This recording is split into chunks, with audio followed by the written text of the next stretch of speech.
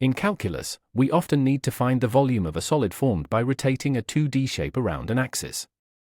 While the disk or washer method works well for rotations around the x-axis, rotating around the y-axis can sometimes lead to complex equations. Today, we will master the method of cylindrical shells, a powerful alternative. The disk method requires us to integrate with respect to the axis of revolution. If we rotate around the y-axis, we need functions in terms of y. But what if the function is easier to define in terms of x? The shell method allows us to integrate with respect to x even when rotating around a vertical axis. Think of a solid not as a stack of flat disks, but as a series of thin, nested tubes, like the layers of an onion. By calculating the volume of each thin shell and adding them all together using integration, we can determine the total volume of the entire solid of revolution. To understand the shell method, we must first look at the surface area of a cylinder. If we cut a thin cylindrical shell and flatten it out, it becomes a rectangular prism. The length of this rectangle is the circumference of the circle, which is 2 times pi times the radius. The area of this flattened sheet is the circumference multiplied by the height. To find the volume of this very thin shell, we multiply that area by the thickness, which we call delta x. This simple geometric relationship forms the foundation of our integration formula. When rotating around the y-axis, the distance from the axis to our thin slice is simply the x-coordinate. Therefore, the radius r is x. The height of the shell is determined by the function value at that point, so h is f of x. The thickness of our shell is the infinitesimal width, dx.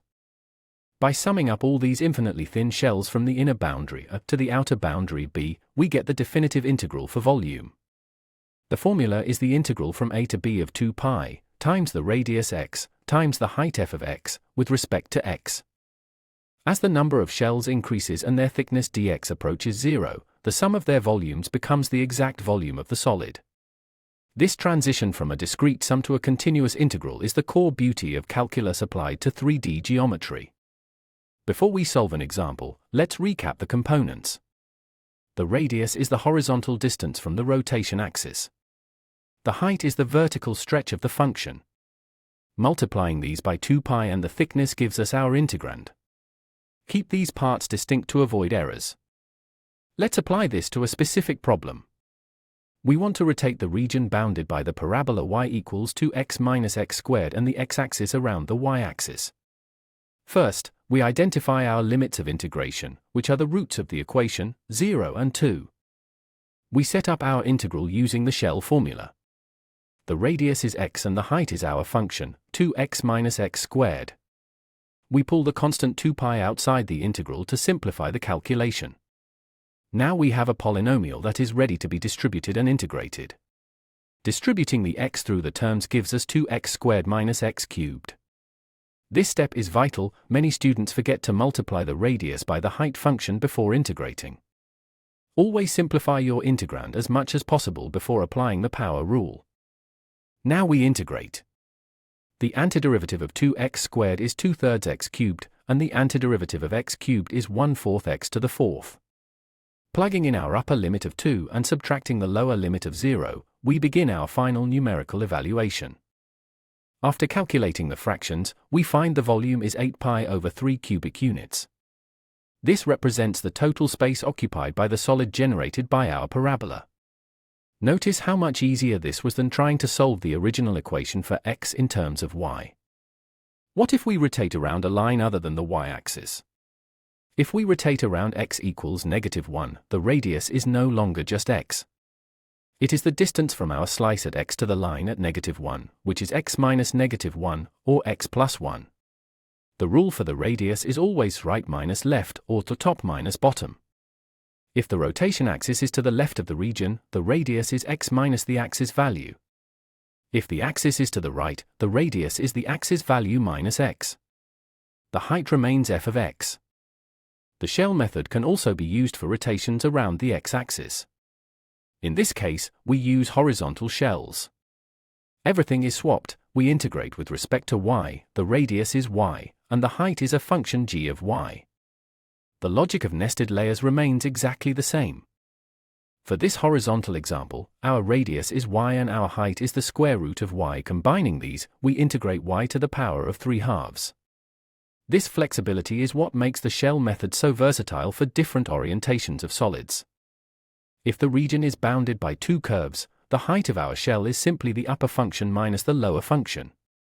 The formula becomes 2 pi times the integral of x times the quantity f of x minus g of x. The radius logic stays focused on the axis of rotation. One of the most common mistakes is using the wrong variable of integration. Remember, for the shell method, the variable of integration is always perpendicular to the axis of rotation. Rotating around y? Use dx. Rotating around x? Use dy. This is opposite to the disk method. Don't confuse the constants. The disk method uses pi because it deals with area of circles. The shell method uses 2 pi because it deals with the circumference of cylinders. Always double-check that your constant matches the geometry of the method you have chosen. Another frequent error is squaring the function f of x. In the shell method, the height is just the function value, not the square of the function. Squaring is for the disk method where you are calculating the area of a circular cross-section. To succeed with cylindrical shells, follow this checklist. First, identify your rotation axis to choose your variable.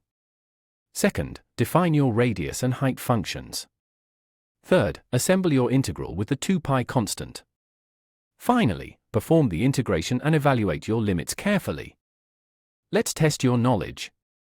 How would you set up the integral for y equals x cubed rotated around the y-axis from x equals 0 to 1? Think about the radius and the height. The correct answer is B, because the radius is x and the height is x cubed. You have now mastered the method of cylindrical shells. This technique expands your calculus toolkit, allowing you to solve complex volume problems with ease. Keep practicing these setups, and you will find that choosing the right method is half the battle. Generated by Vision Solve AI.